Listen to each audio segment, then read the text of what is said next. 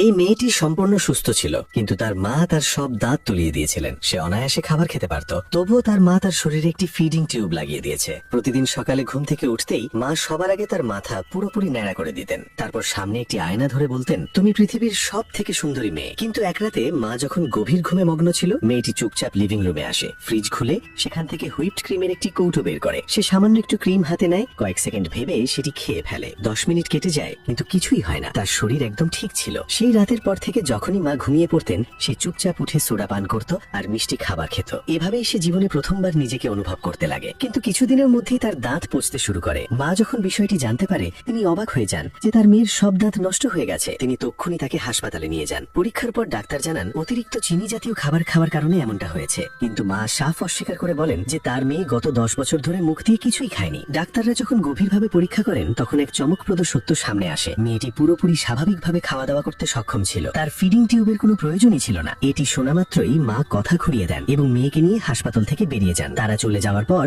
Doctor যখন মেয়েটির পুরো মেডিকেল হিস্ট্রি আবার পরীক্ষা করেন, তখন তার বিশ্বাস হতে লাগে যে মেয়েটির মা সম্ভবত তাকে নির্যাতন করছেন। তিনি তক্ষুনি চাইল্ড প্রোটেক্টিভ সার্ভিসকে ফোন করেন। কিছুক্ষণ পর এজেন্টের দল বাড়িতে পৌঁছে যায়, কিন্তু মা তাদের আসতে দেখে ফেলে। তার গোপন রহস্য ফাঁস হয়ে যাবে, এই ভয়ে তিনি নিজের মেয়েকে বাথরুমে ধাক্কা দিয়ে ঢুকিয়ে দেন এবং জোর করে তাকে 2টি ঘুমের বড়ি খাইয়ে দেন।